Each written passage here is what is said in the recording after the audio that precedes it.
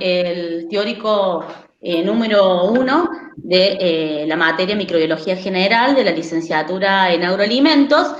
Y bueno, acá en la primer diapo les he marcado que esta materia consta de 7 unidades. Estas 7 unidades no quiere decir que tengamos 7 teóricos, ya que algunos teóricos pueden darse más de una clase, como es el caso de esta unidad 1 que yo hoy les voy a comentar, que la voy a dar en 2 clases, en esta y el siguiente martes, y después el profe va a empezar con la unidad 2, que también va a constar de 2 clases. Pero tenemos 7 unidades en la materia Microbiología General. Bueno, ¿cuáles son los temas de estas unidades? La unidad 1 es una introducción a la microbiología. La unidad 2 es netamente práctica, es la manipulación de los microorganismos en laboratorio. Esta unidad la van a ver toda completa durante los trabajos prácticos. La unidad 3 es la que va a dar el profe luego de que yo les termine de dar o complete la unidad 1, que es nutrición microbiana. La unidad 4 se trata de la clasificación y nomenclatura microbiana, se las va a dar, va a estar a cargo de la profe Carolina Merlo, igual que la unidad 5, factores físico-químicos que influyen en el crecimiento microbiano. La unidad 6 trata de genética microbiana. La unidad 7, los principales grupos microbianos en alimentos, para ir introduciéndonos a la materia del cuatrimestre siguiente, que es microbiología de los alimentos. Y la unidad 7 se trata de degradación de residuos sólidos orgánicos.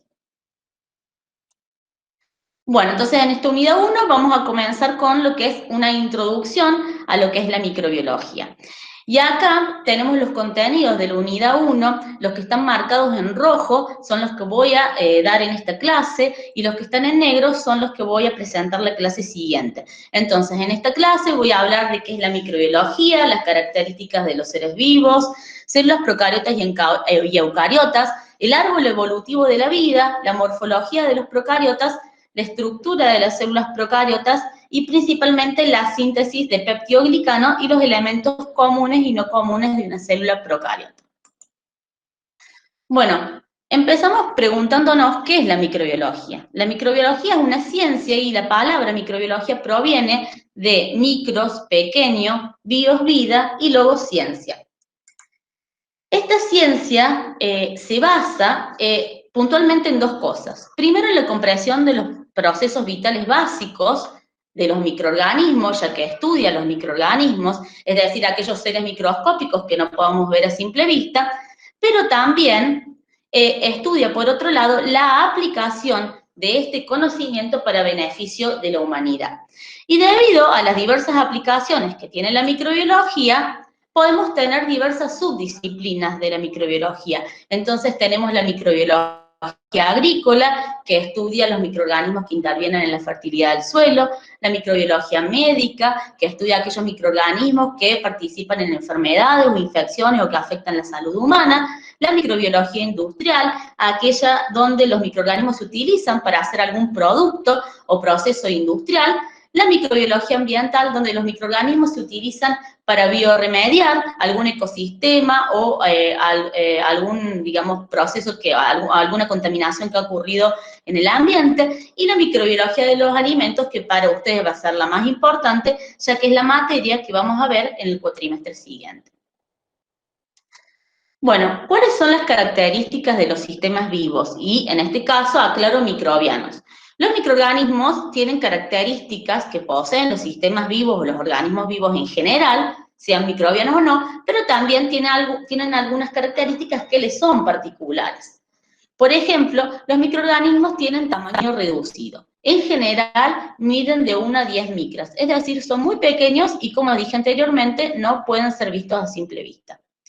Siempre tienen alguna forma de metabolismo, porque si no existiera metabolismo estaríamos hablando de organismos que no están vivos, entonces siempre tienen alguna forma de metabolismo, tienen alto metabolismo y alta variabilidad metabólica. Los microorganismos pueden tener diversos metabolismos y que le da una adaptabilidad para vivir en diversos ambientes muy grandes.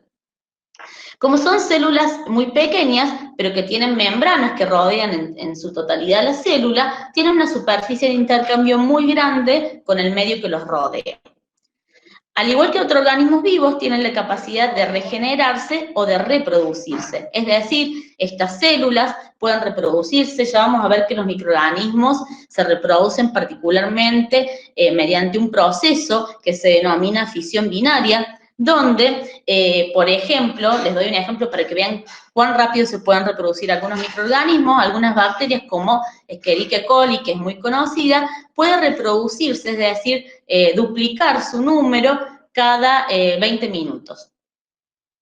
Además, esto que se puedan reproducir muy rápidamente hace que tengan un reducido tiempo de generación, es decir, pueden duplicar sus poblaciones en cortos periodos de tiempo, y esto es muy importante cuando los microorganismos producen infecciones en el cuerpo o cuando los microorganismos se están reproduciendo en un alimento. Entonces dejo un alimento fuera de la heladera y en muy poquito tiempo puedo tener mucha carga microbiana en él.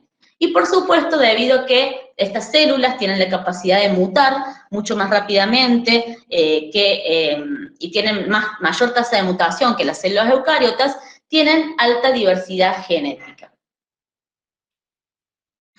Bueno, como todos los organismos, los microorganismos también se estudian para saber qué relaciones, digamos, filogenéticas, es decir, evolutivas, tienen entre ellos y con otros organismos. Entonces, los investigadores han deducido el árbol evolutivo de la vida o el árbol filogenético de la vida a través de comparar el genes del ARN ribosomal de células procariotas y de células eucariotas. Comparan secuencias del ARN ribosomal porque este es un gen muy conservado en todos los organismos, porque codifica para los ribosomas, que son estructuras que están presentes en todos los organismos, y por lo tanto, como están muy conservados, las pequeñas variaciones o las pequeñas mutaciones va haciendo separar los diversos grupos. Entonces, a través de la secuenciación del ARN ribosomal se vio que hay 3 linajes o 3 dominios generales en el árbol evolutivo de la vida. Tenemos el dominio bacteria, el dominio arquea y el dominio eucaria. Como vemos acá en el árbol evolutivo de la vida, el dominio bacteria y el dominio arquea son procariotas. Ya vamos a ver qué características tienen las células procariotas.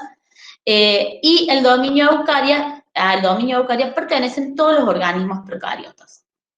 Pero hay algo importante que podemos ver en este árbol. Si bien el dominio arquea y el dominio bacteria son procariotas ambos, el dominio arquea es mucho más cercano evolutivamente, porque fíjense dónde comienza a diverger la rama de los arquea, es mucho más cercano evolutivamente a los eucaria que a los bacterias. Por lo tanto, aunque ambos son procariotas, son 2 linajes distintos.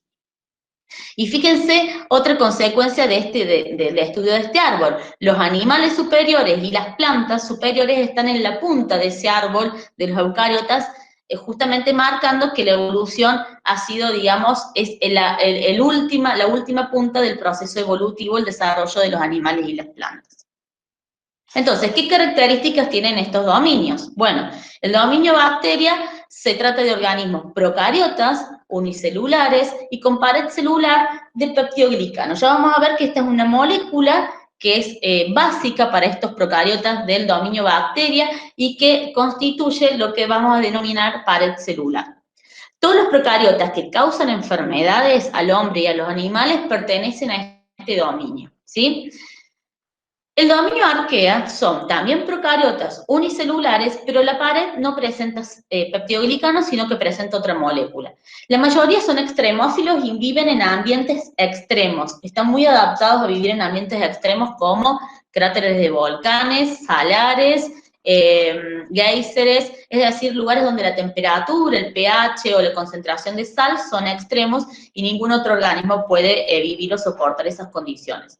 Y el dominio eucaria está representado por células eucariotas, y dentro del dominio eucaria tenemos, por supuesto, a los animales y de las plantas, pero entre los que son microorganismos y pertenecen a este dominio, encontramos a hongos, protozoos y algas.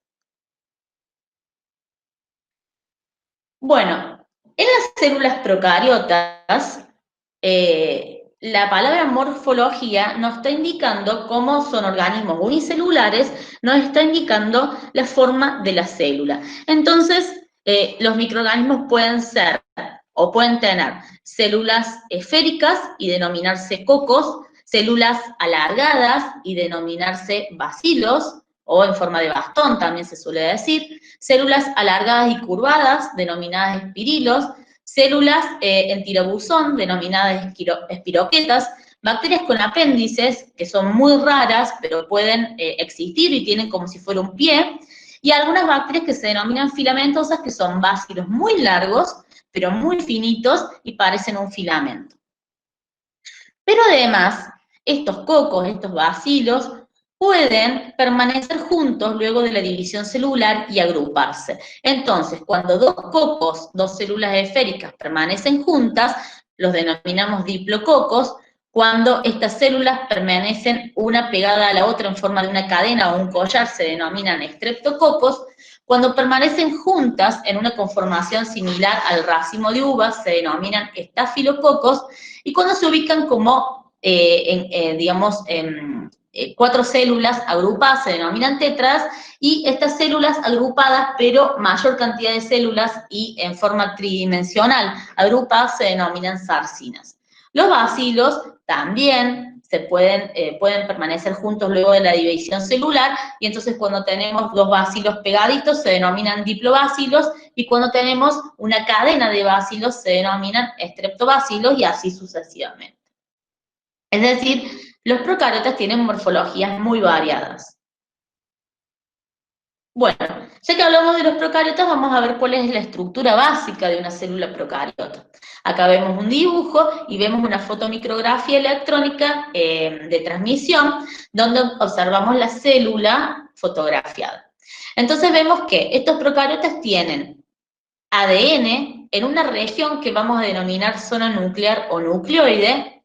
Este ADN, como vemos en el diagrama, no está envuelto por una membrana, como en las células eucariotas no hay una membrana nuclear, sino que está en el citoplasma.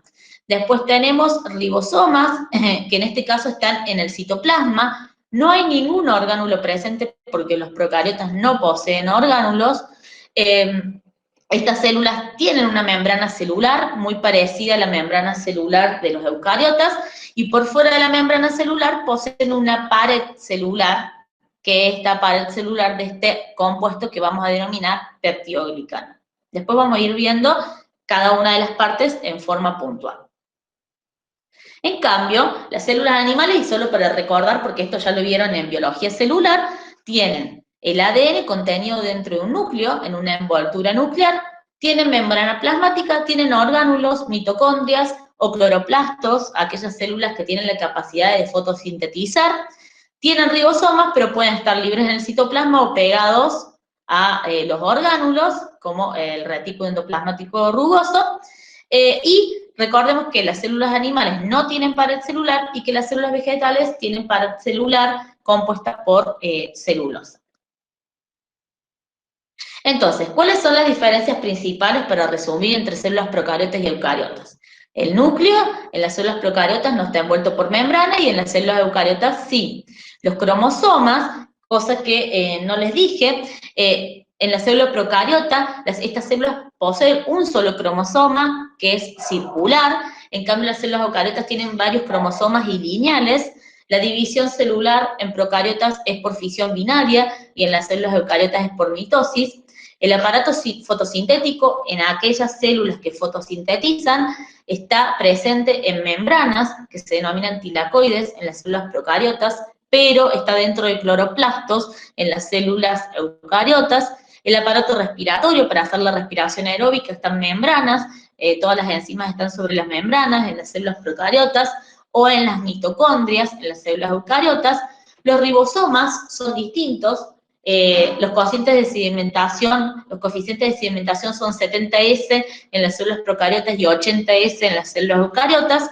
La pared celular para los procariotas del dominio bacteria está formada por esta molécula, el peptidoglicano, y las eucariotas animales no tienen pared celular y las vegetales tienen pared celular de celulosa. El tamaño es muy diferente. Fíjense que las células procariotas tienen de 1 a 10 o a 15 micras, y las células eucariotas de 10 a 100 micras. Y no poseen orgánulos las células procariotas y sí los poseen las células eucariotas.